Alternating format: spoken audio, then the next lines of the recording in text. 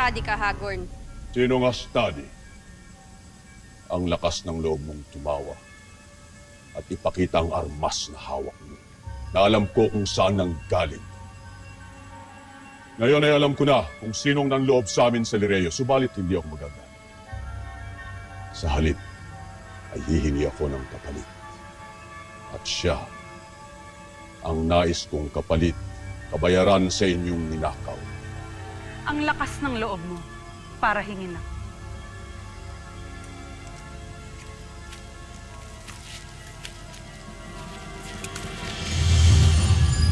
Magbabayad ka sa kayabangan mo. Binubok... Ngayon, nagsisisi ka na ba? Oo. Nagsisisi ako sapagkat nakakasilaw ang iyong kagandahan.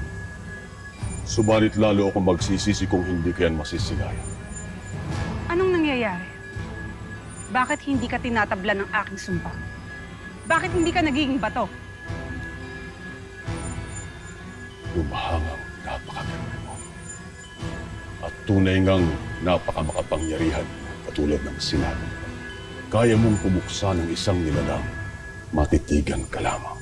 At sinong nagsabi sa'yo niyan? Bakit hindi mo sinasagot ang una kong tanong? Ngayon din,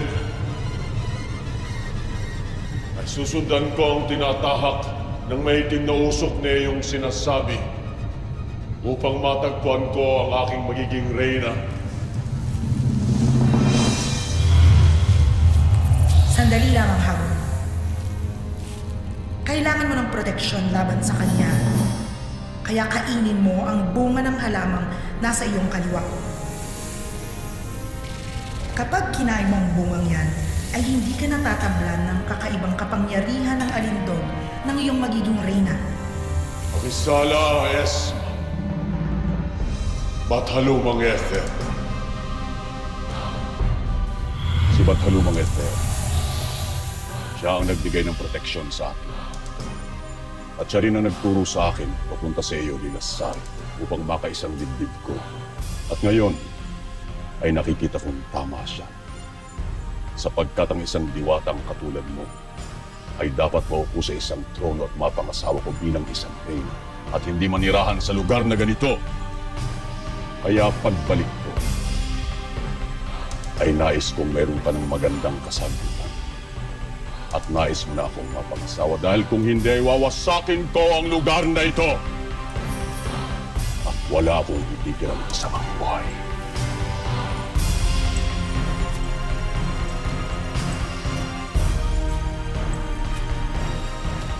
Kasama na ikaw, Viller.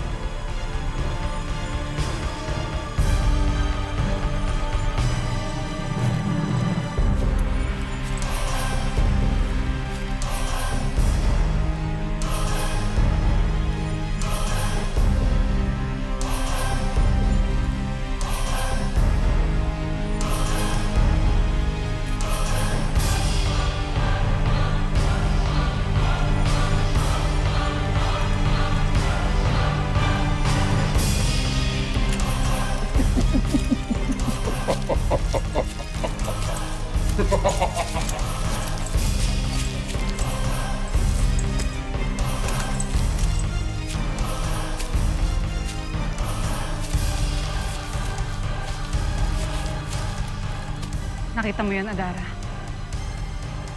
Napakamapangahas ni Hagorn.